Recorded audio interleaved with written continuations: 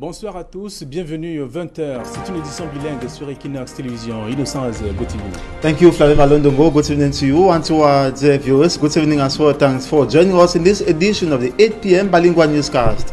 On Equinox Television, in our top stories, as the population of the two English-speaking regions of the country prepare to embrace yet another Ghost Town Day Monday with the ongoing Operation Bamenda Clean.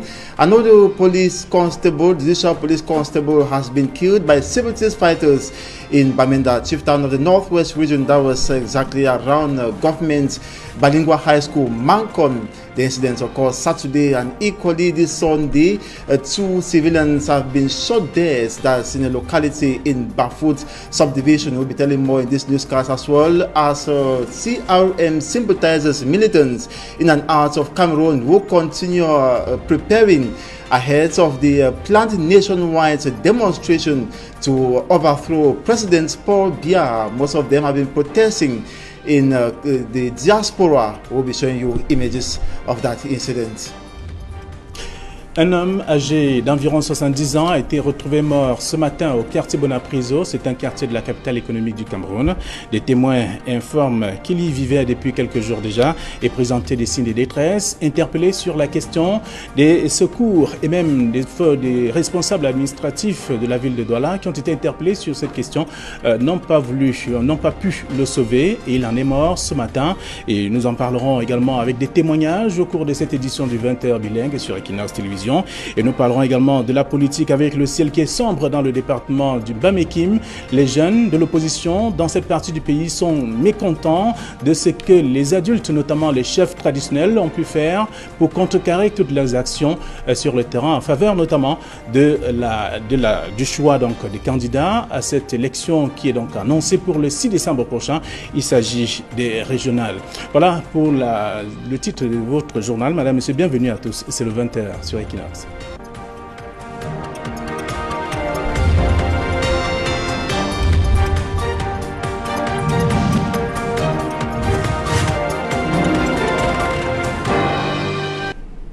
Une fois de plus, bonsoir. Nous l'annoncions donc en titre il y a quelques secondes. C'est un homme, le corps sans vie d'un homme âgé d'environ 60 ans, 70 ans, qui a donc été retrouvé sans vie au quartier Bonapriso, ici même à Douala.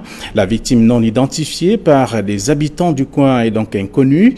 Des témoins révèlent que pendant qu'il était donc à l'agonie, des appels ont été émis pour informer les autorités administratives et sanitaires qui sont donc restées insensibles ou alors indifférentes donc à cette activité. Donc les riverains aujourd'hui s'insurgent par la suite contre la non-assistance à personnes en danger de la part donc des secours et notamment des autorités informées. Je vous propose de suivre quelques témoins de cette scène qui s'est déroulée très tôt ce matin au quartier Bonapriso, ici même à Douala. C'est un monsieur de au moins 70 ans. J'essaie d'appeler les 118. Ils me disent d'appeler la police. On appelle la police ne prend pas. Il était complètement nu. Il était sous le manguier là, comme vous voyez. Après, ce matin, en arrivant, on trouve qu'il est inerte, mort couché là. Donc, moi-même, j'ai essayé d'appeler le 118. Donc, quand j'ai appelé 2 fois, je les ai eus. Ils m'ont dit clairement que ce n'est pas eux qui s'occupent pour l'évacuation des corps en bordure de route. Que je devais contacter le service d'hygiène de la communauté. Donc, depuis le matin, il est là couché, comme vous voyez là. On ne le connaît pas, même dans le quartier, personne ne le connaît. Il est allé rester sous le manguier là. Il ne mange pas, il ne boit pas, il est là. Bon, c'est ce matin qu'on a constaté qu'il est là couché, inerte, mort. J'ai encore essayé de relancer le 117 pour que je mette la pression sur la police, mais ça sonne, personne ne décroche. Donc on est là, on attend. Parlons de toute autre chose à présent, notamment des instituteurs recalés lors du dernier recrutement des enseignants donc à la fonction publique menacent bien entendu de manifester pour dire leur ras-le-bol face aux promesses non tenues des membres du gouvernement. Ces derniers viennent donc de se réunir à Bafoussam dans la région de l'Ouest Cameroun pour tisser leur plan d'action et également leurs actions à mener sur le terrain dans les tout prochains jours. Si rien n'est fait, parce qu'ils attendent depuis plusieurs mois déjà que quelque chose soit fait pour améliorer leurs conditions. Je propose plus de détails dans ce reportage de Leclerc Sakem. Plusieurs mois après la publication de la liste des instituteurs contractualisés dans le cadre du recrutement de 3000 instituteurs pour la fonction publique, les tensions ne sont pas prêtes à s'estomper aussitôt au sein des instituteurs recalés qui continuent de créer aux irrégularités, à l'injustice et au favoritisme qui ont émaillé le processus de contractualisation de bon nombre de bénéficiaires. Le climat reste tendu chez les recalés et les regards tournés vers les pouvoirs publics dans l'espoir de voir le tir rectifié. Nous demandons vraiment à l'État de promulguer une liste additive. Franchement, parce que nous sommes dépassés. Ça, c'est trop. Nous avons trop attendu. Voilà bientôt la rentrée scolaire. On ne sait quoi faire. Nous sommes vraiment frustrés. Nous sommes déjà à 40 ans, 41 ans. Nous ne savons quoi faire. À la rentrée, nous faisons comment? Nous allons, les anciens quatrièmes, nous allons faire quoi? Nous allons faire quoi? À quelques jours de la rentrée scolaire 2020-2021, l'attente commence à se faire longue au sein de ces instituteurs puisque les promesses à eux faites par les pouvoirs publics tardent à tomber. Menaçant de descendre à nouveau dans les rues pour des manifestations, les concernés viennent d'être réunis dans la région de l'Ouest par les membres du bureau national du syndicat des enseignants qui essayent tant bien que mal à jouer aux sapeurs-pompiers, invitant ce dernier au calme et d'attendre sereinement la promesse de la primature. Vu le contexte actuel, nous avons organisé la tournée pour essayer d'apporter le calme et pour que aucun instituteur ne se retrouve malencontreusement au mauvais endroit et au mauvais moment. Les instituteurs frustrés du collectif ressortissant de la zone ouest et leur demander de patienter. Nous avions fait une descente à Yaoundé de 3 sit-ins. Au Minebas, à notre premier sit-in, le ministre nous a dit qu'il devait se rapprocher de la primature et de la présidence. Et à la primature, ils nous ont quand même donné envie d'attendre. Après le déploiement des 3000 dans les écoles, après leur affectation, beaucoup d'instituteurs se sont retrouvés très frustrés. Ces enseignants vieillissent dans le statut d'enseignants vacataires avec un salaire de catéchiste. Le mal-être du personnel enseignant au Cameroun, il va donc encore falloir attendre. La prochaine rentrée scolaire étant prévue pour le 5 octobre. À côté de la colère de ces enseignants, de ces instituteurs donc recalés, l'autre point d'achoppement avec notamment la politique, c'est le ciel qui est sombre dans le département du Mbam-et-Kim, tandis que les aînés, les chefs traditionnels notamment, se réjouissent d'ailleurs de la désignation de leurs représentants au futur conseil régional. Il y a les jeunes militants de l'opposition qui dénoncent des manœuvres d'intimidation dont ils sont victimes depuis quelque temps. Et Charles Melingui et bien entendu à Cyril ont vécu la scène et nous racontent dans ce reportage. Dur de militer dans un parti de l'opposition dans le département du Mbam-et-Kim. Nouvellement installés, les jeunes du bureau d'arrondissement du PCRN en Bangassina dénoncent les intimidations dont ils font l'objet. On fait face à quelques intimidations, mais les intimidations, ça passe beaucoup plus quand vous ne connaissez pas votre droit. Ou alors quand vous agissez en phase de ce que la loi prévoit. C'est à ce niveau-là que vous pouvez subir les intimidations. Sinon, jusqu'ici, on se défend comme on peut pour pouvoir surmonter tout cela. La jeunesse du PCRN en Bangassina affirme pourtant vouloir rompre avec les habitudes qui ont jusqu'ici été un frein au développement. Nous voulons amener au Cameroun à faire des choses meilleures que ce qu'on a vu avant. Nous avons été trop trompés, nous la jeunesse, et nous voulons faire plus mieux que ce qu'on a vu avant. Si les jeunes du département du Mbam-et-Kim se plaignent, les aînés quant à eux se réjouissent. Les chefs traditionnels notamment ont procédé à la désignation de leurs représentants au sein du conseil régional à venir. C'était aussi l'occasion du réarmement moral des chefs traditionnels face aux défis qui sont désormais les nôtres, à savoir les défis liés au développement, à savoir le défi lié à la sécurité. La loi accorde 2 places aux chefs traditionnels du département du Mbam-et-Kim au sein du conseil de la région du centre. Leur Majesté Henri Bessala Bessala, chef de 2e degré de Mvele en Tui, et Jean Gabi Kat, chef de 2e degré de Ngambetika, ont été désignés au cours de l'Assemblée générale de l'amicale départementale des chefs traditionnels du Mbam-et-Kim en Tui.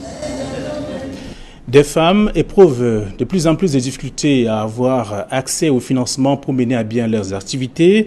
Le constat vient d'être fait donc au cours d'une rencontre d'information, de formation et même de sensibilisation tenue à Yaoundé il y a quelques heures seulement. Je vous propose de suivre le reportage de Marcelin Gansop. Elles sont nombreuses, ces femmes qui peinent à se frayer un chemin dans le milieu délicat et complexe de l'entrepreneuriat. Et ce n'est pas faute d'avoir essayé. Le petit commerce, la vente, la coiffure, mais la mauvaise gestion me fait aller, revenir. Donc j'ai beaucoup de questions que j'aimerais qu'on me réponde. Plus souvent, quand elles ont fini la formation, si elles ne trouvent pas un employeur, elles sont obligées de rentrer au quartier. Pourtant, ce n'est pas ce que nous voulons. Parce que quand vous avez donné le savoir à certaines personnes, vous attendez en retour que ces personnes-là soient en train d'exceller sur le terrain, que ces personnes-là puissent aussi retransmettre ce même savoir à d'autres personnes.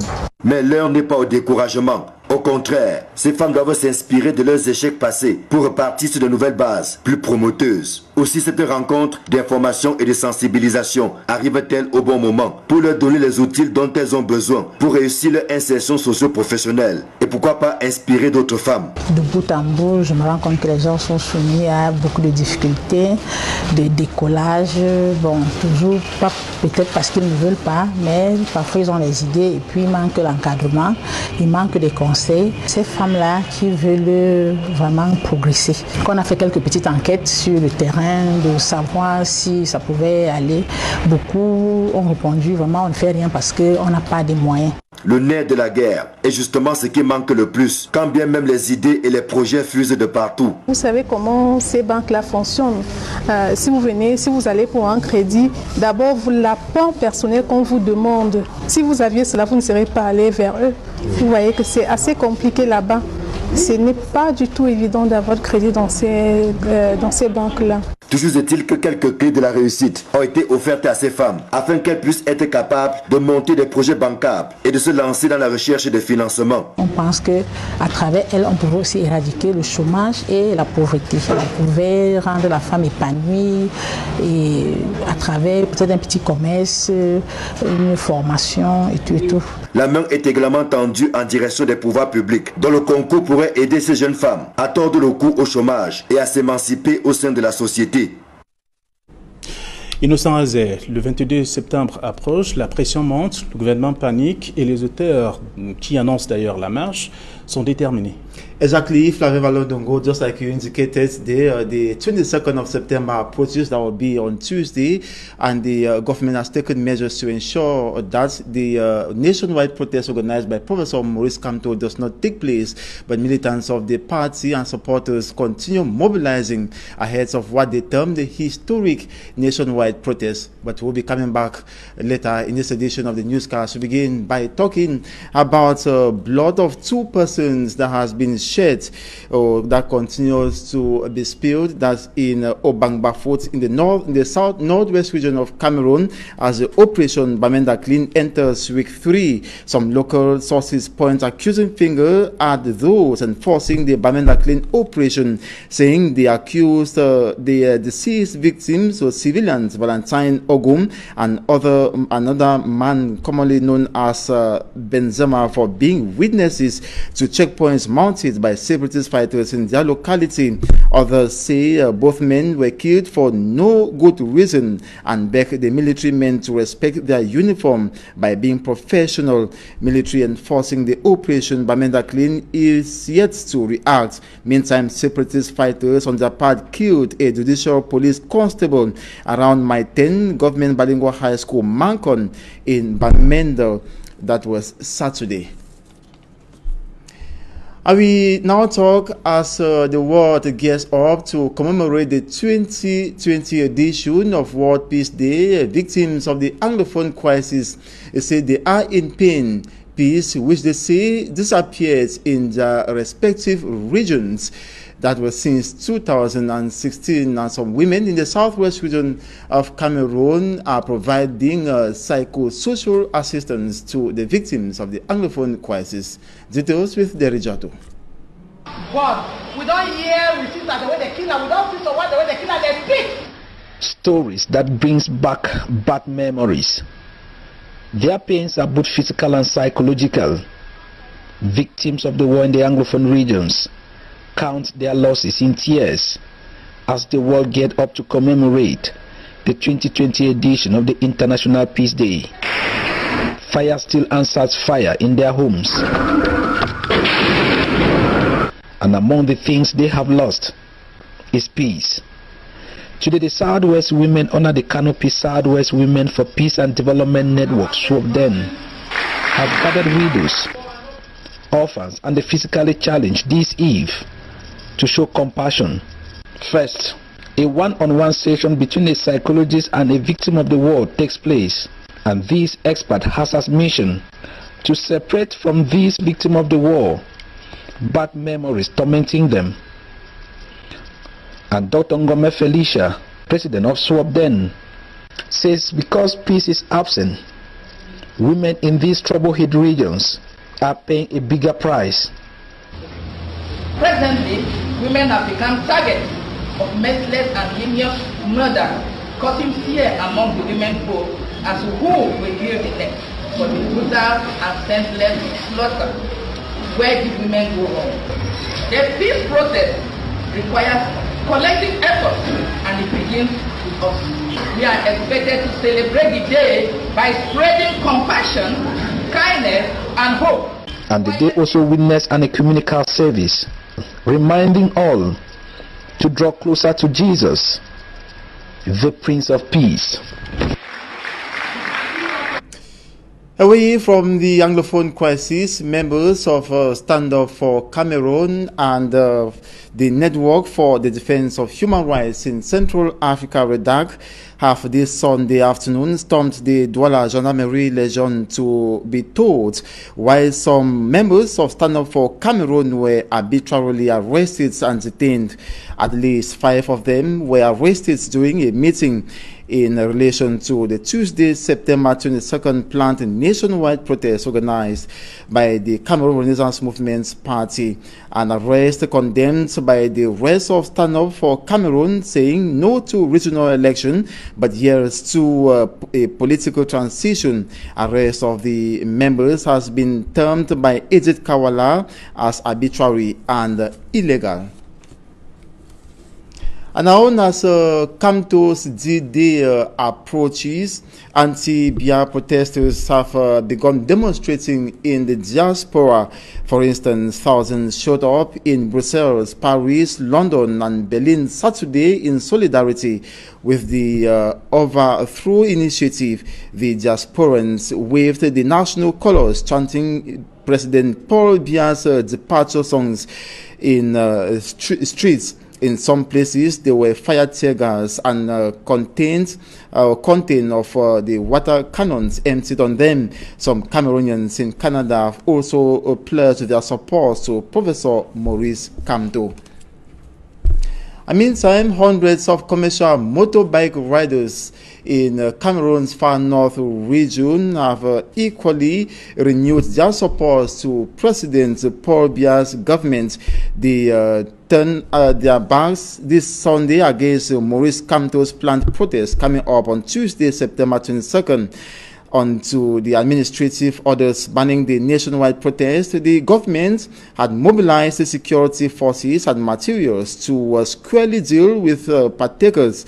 Government had also issued jail threats to intimidate CRM supporters, sympathizers, and allies. Other Cameroonians think the ruling CPDM party has been bribing bike riders to throw the arrow at Kamto. In the Funzi division of the Central region, a handful of commercial motorbike riders raised flags and President Paul Biya's effigy recently, saying no to what they term illegal manifestation announced by Professor Maurice Kamto, no to manipulation of bike riders, no to destruction of their country, no to violence, insurrection, but yes to social peace and dialogue, united and indivisible Cameroon, as well as yes to respect of republican institutions.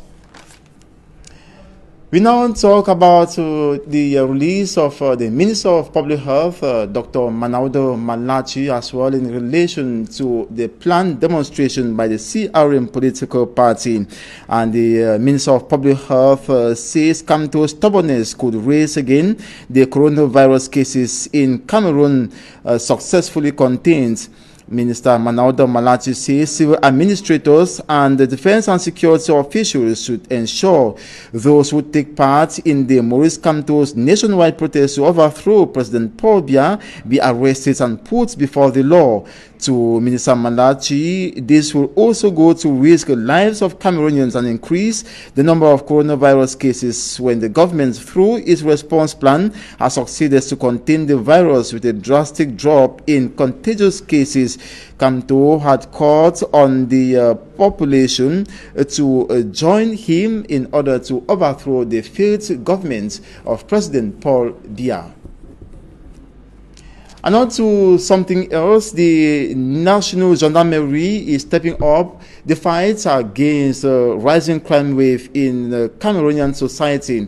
One of the sources of crime identified by security and defense forces is the cultivation and sale as well as consumption of illegal products like cannabis. A consignment of the unlawful product has been seized by the Research and Criminal Investigation units in Yaoundé. Babla Jonathan reports. 7 bags of cannabis intercepted by elements of the National Gendarmerie. Gendarme officers of the Special Research and Criminal Investigation Unit unveiled the illegal business during a regular patrol mission. Le chanvre en question était enfoui dans du maïs. They hid the cannabis inside grains of corn. Du reste du paquet du maïs. Alors, n'eût été la vigilance we des could éléments de never gendarmerie have qui étaient dans seen ce it poste-là. without the vigilance of the officers on duty and investigators. On n'aurait jamais pu déceler cela. The suspected traffickers were intercepted on National Highway number 4 linking Yaoundé and Bafoussam. C'est dans le contrôle fouille des véhicules. During a vehicle search operation, a bag of cannabis was discovered in a bus by officers on duty, so they immediately informed us and investigations began, leading to the seizure of the other bags that were already in different parts of Yaoundé. Partout dans la ville. Il faut déjà dire que c'est une chaîne. It is a business chain running from the supplier in Bamenda through the transporter to the buyer in Yaoundé, qui est chargé d'acheminer ici, who resells in all parts of the town.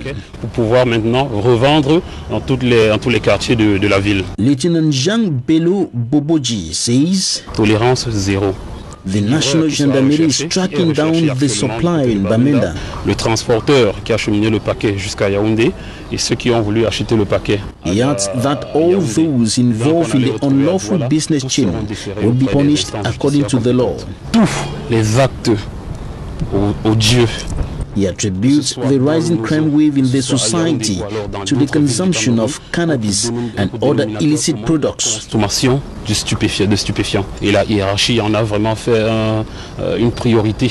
Thus, the anti-crime fight is the priority of the National Gendarmerie. As with that report that we end this 8 p.m. bilingual newscast on Equinox Television. Thanks so much for watching. Do have a wonderful evening. Bonsoir à vous aussi. Bonsoir également. Bonsoir à nos chers téléspectateurs. Que Dieu bénisse le Cameroun. Bonsoir.